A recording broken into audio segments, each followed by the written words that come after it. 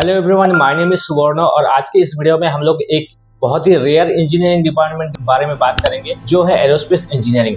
आपने कभी कभी एरोनॉटिकल इंजीनियरिंग नाम से भी सुना होगा, पर क्या ये दोनों सेम है या फिर अलग है, और इस डिपार्टमेंट में एग्जैक्टली क्या पढ़ाया जाता है, और आप बीटेक या फिर एमटेक कंप्लीट करने के बाद कौन सा काम करने वाले हैं, इसका करियर अपॉर्चुनिटीज क्या है, फ्यूचर स्कोप क्या है, और जेई के साथ इसका जो सिलेबस है उसका कितना मैच है, या फिर कौन कौन सा सब्जेक्ट में आपका इंटरेस्ट होने पर आपको ये डिपार्टमेंट लेना चाहिए, ये सब चीज़ों के बारे में आज हम लोग डिस्कस करने वाले हैं। तो चलिए वीडियो को शुरू करते हैं। तो सबसे पहली बात है, एरोस्पेस इंजीनियरिंग एक्चुअली क्या है। तो एरोस्पेस इंजीनियरिंग कोई एक ऑब्जेक्ट जो हवा में उड़ता है उसके बारे में स्टडी है। लाइक वो एरोप्लेन भी हो सकता है, एयरक्राफ्ट भी हो सकता है, ड्रोन्स भी हो सकता है, ठीक है। अब जो एरोस्पेस इंजीनियरिंग है इसको हम दो कंपोनेंट में डिवाइड कर सकते हैं। एक है आपका एरोनॉटिकल इंजीनियरिंग और एक है आपका एस्ट्रोनॉटिकल इंजीनियरिंग। जो एरोनॉटिकल इंजीनियरिंग जो वो आता है एरो वर्ड से। अब एरो का मतलब क्या है, एयर, ठीक है। तो जो हमारा अर्थ का एटमॉस्फेयर के अंदर जो भी चीज़ें हवा में ट्रैवल करते हैं तो उसको हम कहते हैं एरोनॉटिकल इंजीनियरिंग, ठीक है। और जो आउटर स्पेस के बारे में स्टडी है या फिर उसके जो ऑब्जेक्ट्स है जो बाहर ट्रैवल करता है तो उसका स्टडी को हम लोग कहते हैं एस्ट्रोनॉटिकल इंजीनियरिंग। फॉर एग्जांपल अगर मैं एरोनॉटिकल इंजीनियरिंग का बात करूं तो एरोनॉटिकल इंजीनियरिंग में आपका एरोप्लेन, हेलीकॉप्टर, ड्रोन्स, ये सब चीज़ों के बारे में पढ़ाया जाता है। और जो एस्ट्रोनॉटिकल इंजीनियरिंग होता है उसमें रॉकेट्स और जो स्पेस स्टेशन होता है उससे रिलेटेड आपको स्टडी करना होता है। अब एरोस्पेस इंजीनियरिंग का एक्चुअल काम क्या है। देखिए, जब भी कोई भी एरोस्पेस कंपोनेंट बनता है, चाहे वो सैटेलाइट हो या फिर कोई स्पेस शटल हो या स्पेस स्टेशन, एरोप्लेन, कुछ भी बनता है तो उसका दो कंपोनेंट आता है। एक आता है आपका स्ट्रक्चर वाला कंपोनेंट जो बाहर से आपको दिखता है या फिर अंदर से भी आपको दिखता है, और दूसरा आता है उसका इंजन कंपोनेंट, ठीक है। तो इसको दो हिस्सों में हम लोग डिवाइड करते हैं। अब जब आपको स्ट्रक्चर बनाना होता है तो सबसे पहले उसका इंटरनल डिज़ाइन बनाना, ये एरोस्पेस इंजीनियर का काम है। फिर उसको प्रोटोटाइप टेस्टिंग करना, वो भी एरोस्पेस इंजीनियर का काम है।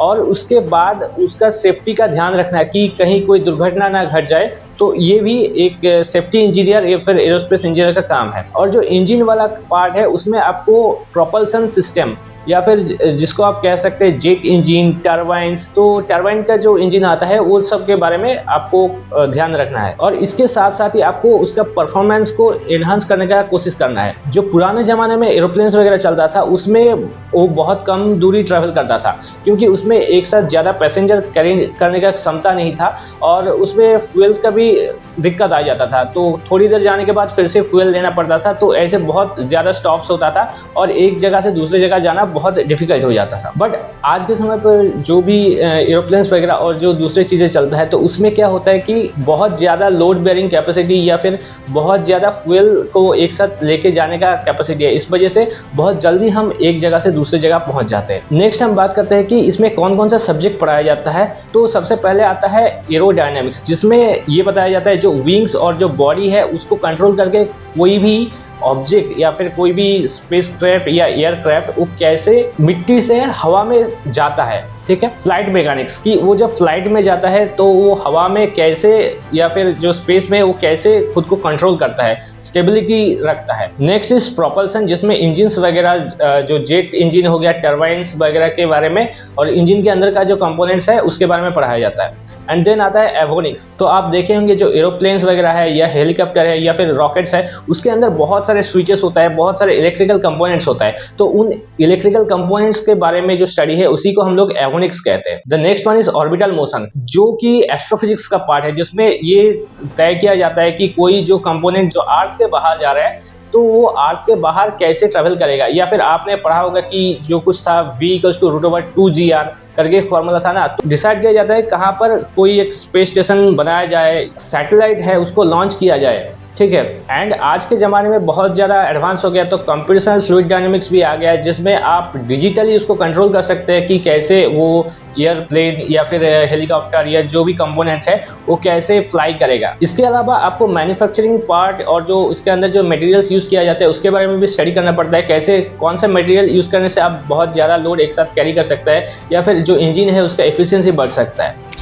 Now the question comes how to become an aerospace engineer. तो सबसे पहली बात है कि आप जेईई मेन का एग्जाम निकालो और उसके बाद कोई आईआईटी या फिर एनआईटी या जो टॉप कॉलेज है वहाँ से आप एरोस्पेस इंजीनियरिंग या फिर एरोनॉटिकल इंजीनियरिंग का पढ़ाई करो। मैं हमेशा आपको सजेस्ट करूँगा, अगर आपको एरोस्पेस और एरोनॉटिकल के बीच में चूज़ करने का बारी आए तो आप एरोस्पेस को चूज़ करिए, क्योंकि उसमें ओवरऑल चीज़ें पढ़ाया जाता है। ठीक है, एरोस्पेस का एक पार्ट है एरोनॉटिकल, तो मुझे लगता है कि एरोस्पेस अगर आप चूज़ करेंगे तो आपके पास ज़्यादा अपॉर्चुनिटी रहेगा। ठीक है, अब अगर आपने बीटेक किसी और स्ट्रीम में किया, लाइक मैकेनिकल इंजीनियरिंग में किया, ठीक है, तब भी अगर आप चाहे तो एमटेक एरोस्पेस में कर सकते हैं। इवन काफ़ी सारे लोग ऐसे हैं जो मैकेनिकल में बीटेक करने के बाद एरोस्पेस इंजीनियरिंग में एमटेक करते हैं या पीएचडी करते हैं। ठीक है, और इसमें एक बात मैं मेंशन करना चाहूँगा कि अगर आप सिर्फ बीटेक करते हैं एरोस्पेस इंजीनियरिंग में तो आपके पास बहुत ही लिमिटेड जॉब अपॉर्चुनिटीज रहेगा। बट अगर आप मास्टर्स डिग्री करेंगे या फिर पीएचडी करेंगे तो वहाँ रिसर्च का जो जॉब्स है उसके लिए आपका डोर ओपन हो जाता है, तो वहाँ आपको काफ़ी अच्छा पैकेजेस मिलेगा और काफ़ी ज़्यादा जॉब्स का अपॉर्चुनिटीज़ भी मिलेगा।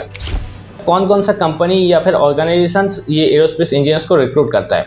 तो सबसे पहले अगर मैं प्राइवेट कंपनीज का बात करूँ तो Airbus, Boeing and then HAL that is Hindustan Aeronautics Limited, and defence organisations में DRDO आ जाता है, और जो स्पेस एजेंसीज का बात करूँ तो इसरो और नासा रिक्रूट करता है। अब आप समझेंगे कैसे कि आपके लिए ये एरोस्पेस इंजीनियरिंग या एरोनॉटिकल इंजीनियरिंग सही है या नहीं, क्योंकि आप में से ज़्यादातर लोग एक नॉर्मल जेईई एस्पिरेंट है। ठीक है, तो आपके लिए मैं बता दूं कि आपका जेईई का कौन कौन सा पार्ट एरोस्पेस इंजीनियरिंग के लिए इंपॉर्टेंट है।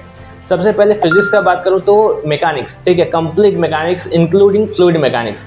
उसके बाद आपका जो साउंड का कुछ वेब वाला पार्ट आता है वो भी आपके लिए इंपॉर्टेंट है, एंड देन क्लास 12th में जो इलेक्ट्रॉनिक्स वगैरह आप पढ़ते हैं तो वो सब इंपॉर्टेंट आ जाता है। अगर मैं मैथ्स का बात करूँ तो कंप्लीट मैथ्स जो भी आप पढ़ते हैं, प्रोबेबिलिटी स्टैटिस्टिक्स से लेके शुरू करके linear algebra and then calculus, ये सारी चीज़ें आपका एरोस्पेस इंजीनियरिंग में काफ़ी इंपॉर्टेंट है। और आपको अगर एरोस्पेस इंजीनियरिंग पढ़ना है तो आपका मैथ्स काफ़ी ज़्यादा स्ट्रांग होना चाहिए। अगर मैं केमिस्ट्री का बात करूँ तो केमिस्ट्री बहुत ही लिमिटेड, लाइक फिजिकल केमिस्ट्री का कुछ पार्ट आता है, लाइक सॉलिड लिक्विड गैस वगैरह और थर्मोडायनेमिक्स, ये सब आपको पता होना चाहिए। अब मैं प्रोज एंड कॉन्स का बात करूँ तो प्रोज ये है कि इसमें कंपटीशन बहुत कम है, बहुत कम लोग इसका पढ़ाई करते हैं, तो अपॉर्चुनिटी बहुत ज़्यादा मिलने का चांस है अगर आप मास्टर्स करते हैं तो। और अगर इसका कॉन्स का बात करूँ तो इसमें आपको कंप्लीट 100% एफिशिएंट होना पड़ेगा, तभी आपको अपॉर्चुनिटी मिलेगा, क्योंकि यहाँ बहुत ही ज़्यादा सेफ्टी सिक्योरिटी की बात आ जाता है। अगर आप 100% एफिशिएंट नहीं है तो कोई भी कंपनी या फिर कोई भी ऑर्गेनाइजेशन रिस्क नहीं ले सकता है, क्योंकि यहाँ अगर कोई दुर्घटना घट जाए तो उनको उसका जिम्मेदारी लेना पड़ेगा। तो वो लोग सिर्फ बहुत ही ज़्यादा एफिशिएंट इंजीनियर्स को ही रिक्रूट करता है। सो आई होप कि ये वीडियो आपको अच्छा लगा होगा, और कमेंट्स में बताइए नेक्स्ट वीडियो आपको कौन सा इंजीनियरिंग का रिव्यू के ऊपर चाहिए। तो आप बताइए आप एरोस्पेस इंजीनियरिंग में एडमिशन ले रहे हैं या नहीं, या फिर अगर कोई इंसान जो ऑलरेडी एरोस्पेस इंजीनियरिंग का पढ़ाई कर चुका है या फिर अभी कर रहा है, अगर वो इस वीडियो को देख रहे हैं तो आप कमेंट्स में बताइए आपका एक्सपीरियंस कैसा रहा, या फिर अगर आपको कुछ ऐड करना है इसके साथ तो आप वो कमेंट्स में बता सकते हैं। So thank you for watching, see you soon, bye bye.